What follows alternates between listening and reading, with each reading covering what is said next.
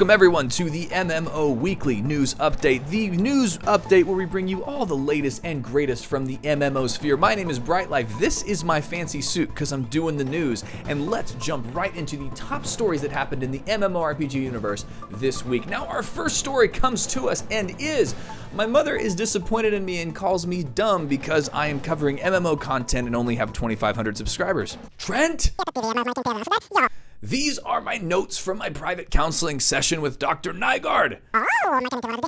Print the right notes next time. God, interns, man. Freaking A. Well, hey, before we get started with the news, I want to say a massive thank you to the sponsor of this newscast, Envato Elements, which is what I use to get access to tons of B-roll, background music, and lots of other great effects that go along with my favorite video editing software, DaVinci Resolve.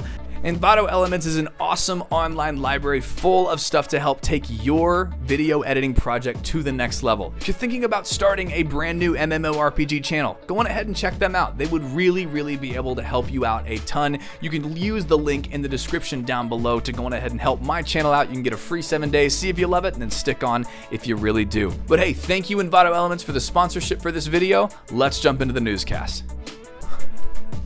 Our first story is New World is opening up 3 additional new servers to support population growth. Now, this may come as a surprise to you because playing New World is kind of like living in Detroit in 2022. It's a desolate wasteland devoid of its former glory, and you have to apologize for being a part of the community every time your parents come over.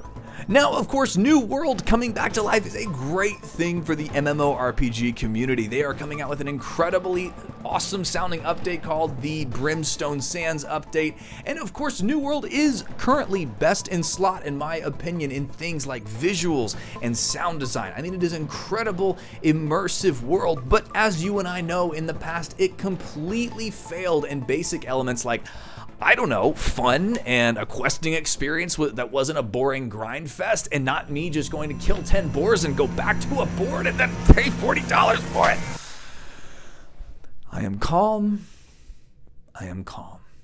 But hey, the good news is New World might just have new life with the upcoming release of next month's Brimstone Sands update, which is a free update that is bringing massive quality of life changes like revamped and brand new city areas, like they should have had at launch, a fully fleshed out story from levels 1 to 30, like they should have had at launch, and immersive elements like NPCs that actually move around, like they should have had at launch. But hey, in my opinion, this is a really good thing. I really enjoy the fact that this game is getting some love, that it's coming back to life, because I really enjoyed New World for 3 or 4 days until I realized that it was the same thing over and over again.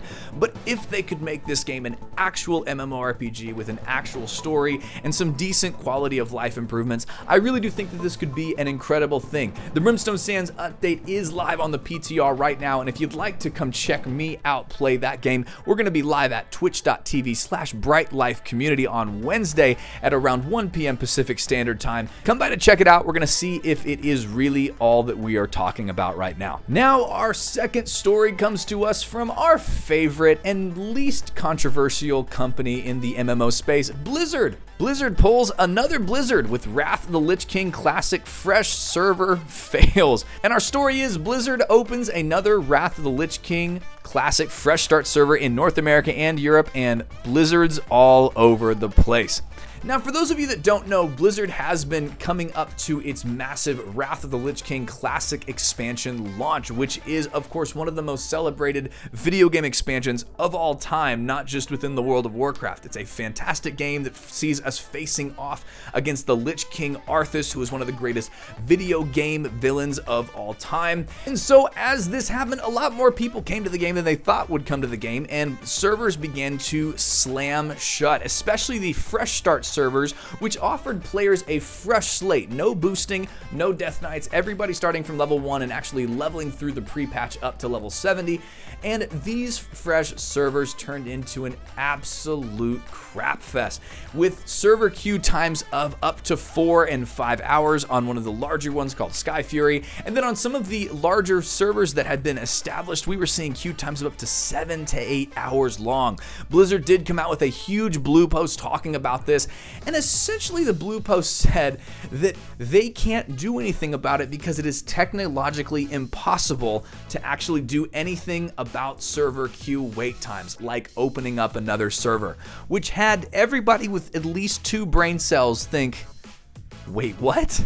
Because of course the solution to having overloaded servers is to either buy or rent more server space and open up new servers. Now I'm not a technological wizard, but that's a pretty basic gist of what you're supposed to do. Well, thankfully, the man, the myth, the legend, his name is misspelled, went into Blizzard's own house and pooped all over Bobby's floor because Misspelled describes himself as a software engineer in online services where what he really focuses on is, unfortunately for Blizzard, online server spaces, and essentially says that this is blatantly false. There is no hardware or technological solution to Blizzard's current queue problem.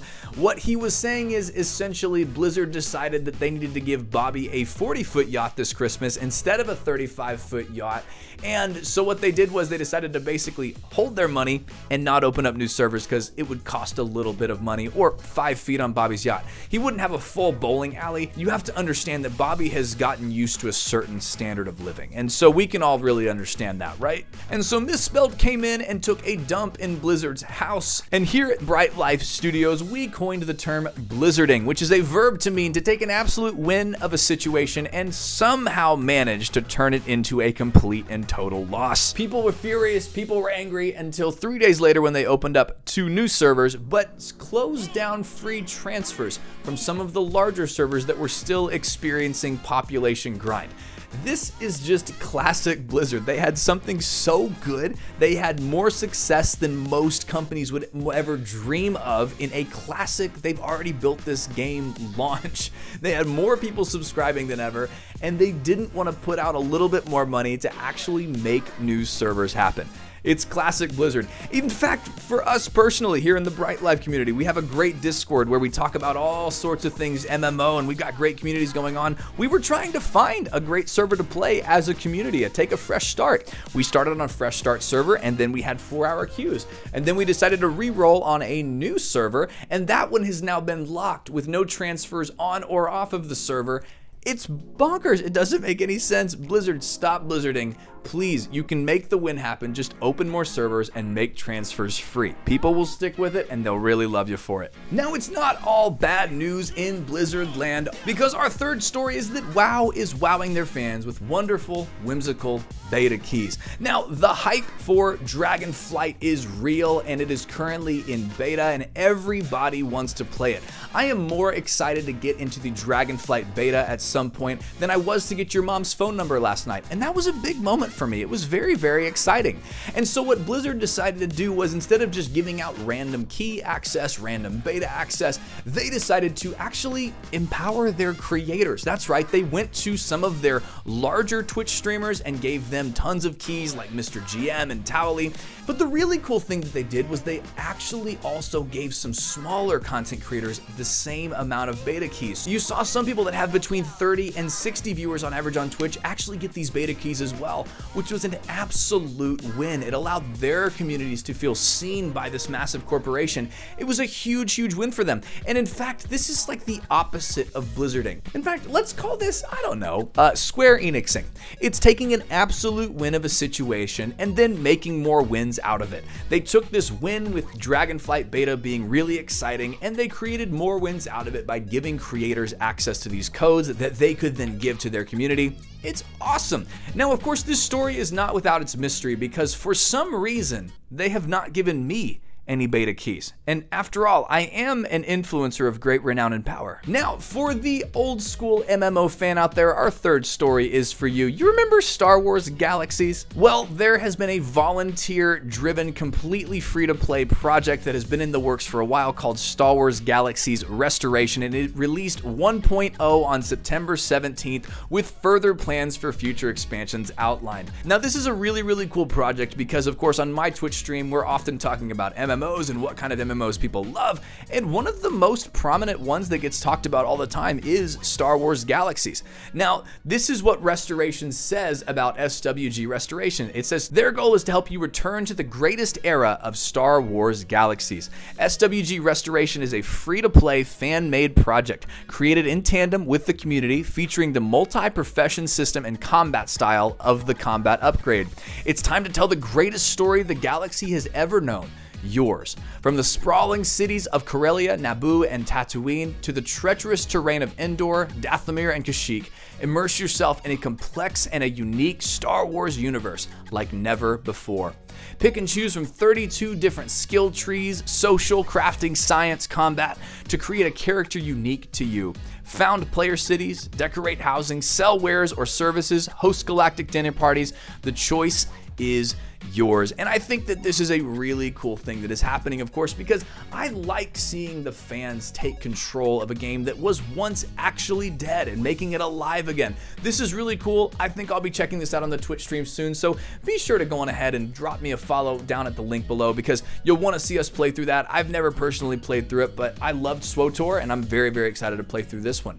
Alright, our next story is that Archage 2 is actually set to launch in 2024. Now, Archage 2 is coming to us as the sequel to Archage 1, which is described by the developers as a sand park MMORPG, which the developers say is a hybrid between the open content style of a sandbox game and the more structured play experience of a theme park game. Land ownership, trading routes, sea battles, and many other features help to make this game world feel alive, but it fell prey to petty cash grabs all over the place. It became very pay-to-win Archage, and we don't know if that's what's going to happen with Archage 2. We can only assume that it probably will, but hey, time will tell. We won't pass judgment before we were there, unless you are from the city of Detroit, in which case we absolutely will. Now, I'm not super interested in Archage 2 because I didn't personally play Archage 1, but it was a very popular game. I might want to try to give it a try sometime. What do you guys think in the comments below? Should I try Archage 1? Have you had a good experience with this one? Are you excited for number 2 to actually get a launch date in 2024? This game was assumed long dead, but apparently it's coming back to life, which is very exciting. So let me know in the comments below. Are you going to play Archage 2? Alright, and for our last story, we have a tale as old as time, and it is the Kickstarter MMO scam. That is correct. We've had another Kickstarter MMO scam come to be, and let's tell the story of the kickstarted MMO sandbox Fractured Online, which swung into early access release on Steam this week to incredibly rave reviews of mostly negative. Now, Fractured Online, back then in the Kickstarter days going just by Fractured, was originally kickstarted back in 2018 for over $130,000 as an indie economy and PvP focused sandbox MMO RPG from Italian company Dynamite Studios. And as the Italians say, that's a lot of money. I won't get canceled by Italians. Try. They never cancel anything. Like, have you ever been at Olive Garden and they start putting the Parmesan cheese on your thing and you say stop, and then they keep on putting them out, and they don't know how to stop. They don't know how to cancel anything. They're not going to cancel me. Shut up, Trent. They're not going to cancel me. But Fractured Online, like many MMO... But hey, Fractured Online, like Oh, come on. Frickin' A. Get it together, Trent. Help me. What do you mean I don't pay you? You're right, but I don't want you whining about it. It's good exposure.